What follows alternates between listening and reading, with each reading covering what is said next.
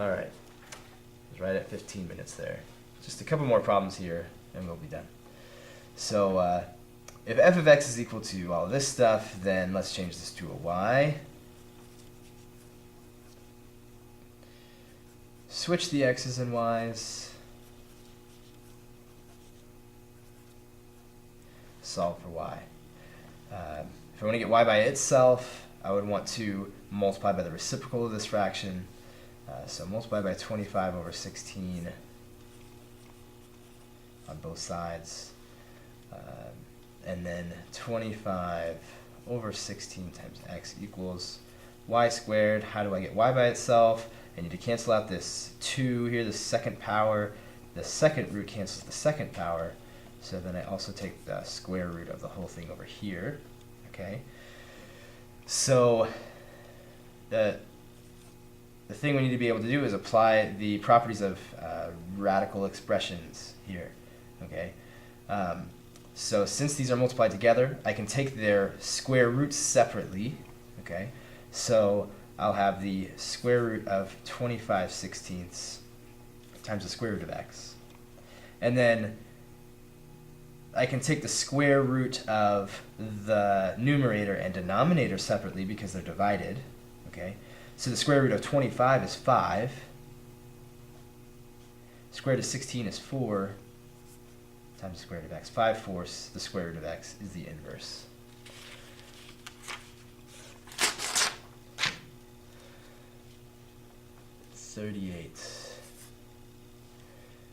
F of x equals 3/2 x to the 4th, again, where x is greater than or equal to 0. So again, we're finding the inverse. So let's change the f of x for a y. Switch the x and the y. Solve for y. Multiply by the reciprocal of this fraction to cancel it out.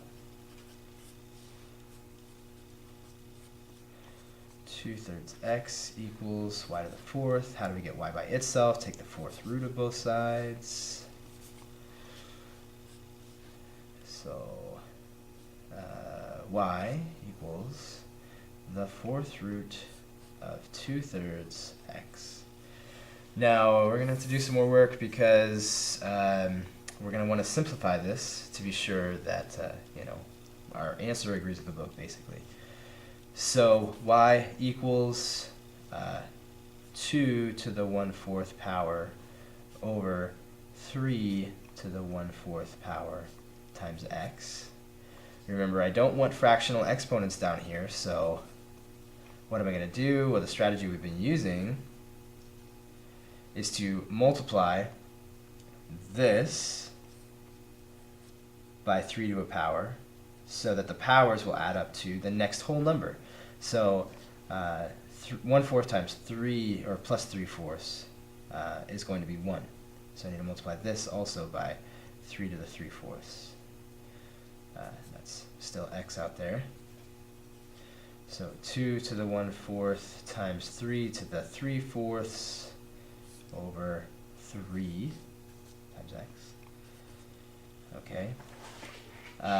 Well, so that I can combine these, these don't have the same base, so I can't just add them together. But if I could have them to the same power, I could write those two numbers as times each other to the same power. And I can do that. I can write this as 2 to the 1/4, and then times 3 to the 3rd to the 1/4. See, if I raise this power to this power, I multiply them together, and I get 3/4. So now they're both to the 4th, to the 1/4, excuse me, over 3 times x. So now y equals 2 times 3 to the 3rd, the whole thing, this product raised to the 1/4 power, over 3 times x. And let's see, 3 to the 3rd is 27. 27 times 2 would be 54. So 54, the 4th root of 54, which isn't anything. So the 4th root of 54 over 3 times x. Let's see what they have here.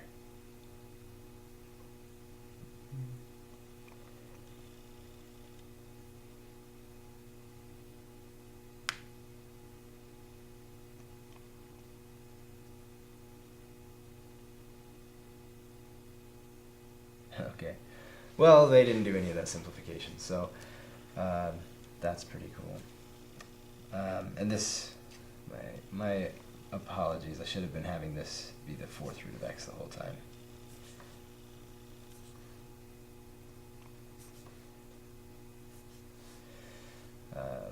Which could make this also, if you want, the 4th root of 54x over 3.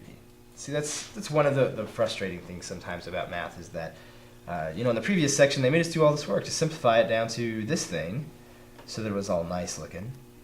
But when we try to cross over into functions, this is actually the answer they have in the book. So I feel for you there. But wasn't that fun anyway? So yes, it was. In case you're shaking your head, no, you're wrong. 43 f of x is equal to x to the 4th minus 9, where x is limited to numbers that are 0 or greater. So let's make this a y instead of an f of x. Switch the x and the y. Then we'll do solve for 9, or 9, solve for y. Let's do that. Add 9 to both sides, and then solve for y. How do we solve for y? We've got to cancel out this 4th power. What cancels out a 4th power? A 4th root. So the 4th root of x plus 9 equals y. We could also say the inverse function of x is the 4th root of x plus 9. Okay, if this is f, this is its inverse. This means this is the inverse function. Okay. Let's see where we are. Yeah, we've got plenty of time for this problem. Number 48. All right. At the start of a dog sled race in Anchorage, Alaska. This is the Iditarod, I think. It's an intense race. The temperature was 5 degrees Celsius. By the end of the race, the temperature was negative 10 degrees Celsius. The formula for converting temperatures from Fahrenheit to Celsius is C equals 5/9 times. So the degrees Celsius equals 5/9 times the degrees Fahrenheit minus 32. That's what that means. Find the inverse. Okay, so if we want to find the inverse, then we must switch the inputs and outputs. You know, we could treat this as a y and this is an x, and so we could switch the f and the c.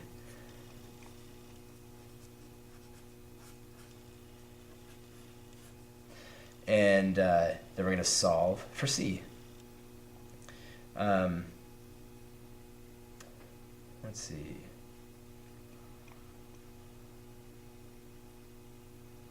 Let's think about this here.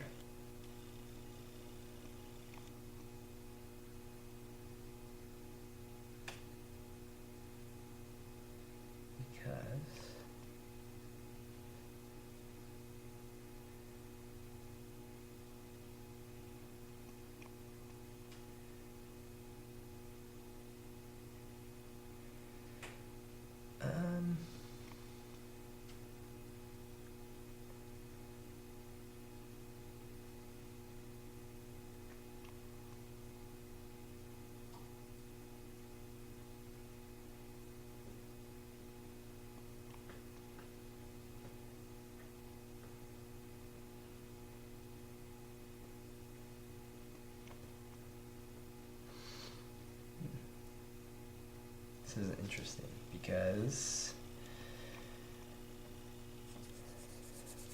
they say to find the inverse, but what they actually want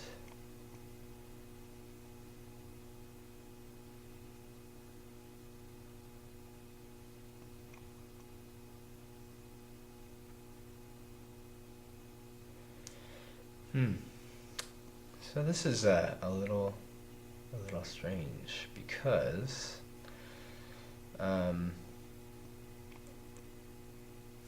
guess this is how we need to think of it. You can think of this as the output, and think of this as the input. The way that I did this would be a little confusing to you, I think. So this is the input, this is the output. Now let's switch the inputs and the outputs.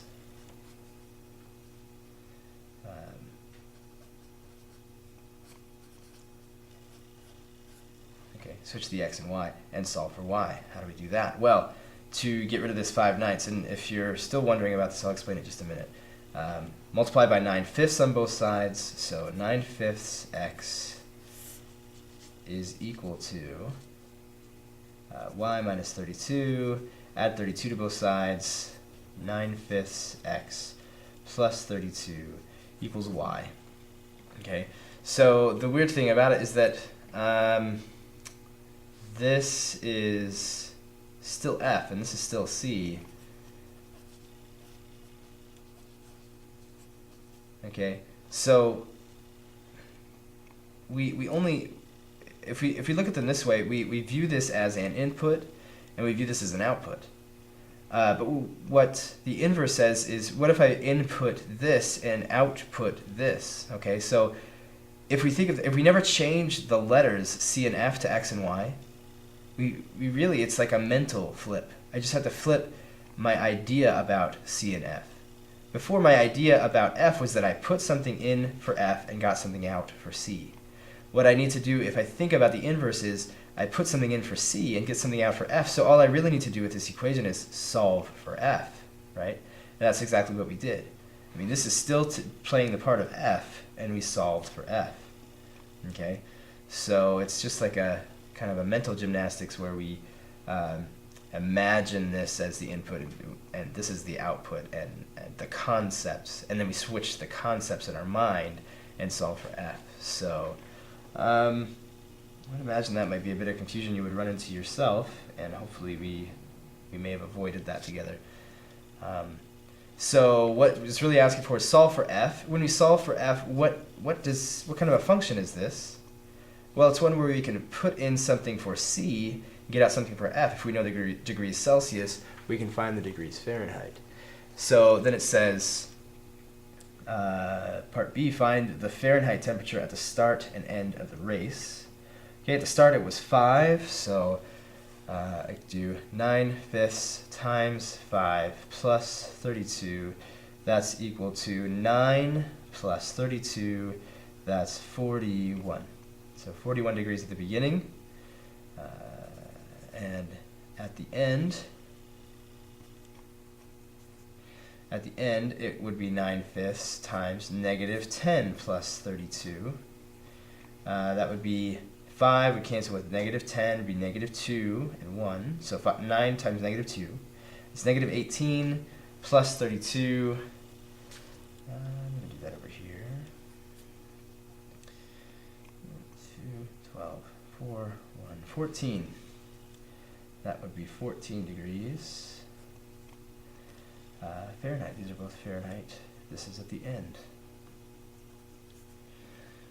Okay. So it says use a graphing calculator to graph the original function and its inverse. Find the temperature that is the same on both temperature scales. I'm sure you could graph this and graph this, y equals, and find where they're equal to each other. That's where they intersect. So find where they intersect. If you have any questions about using your graphing calculator to do that, you can come talk to me.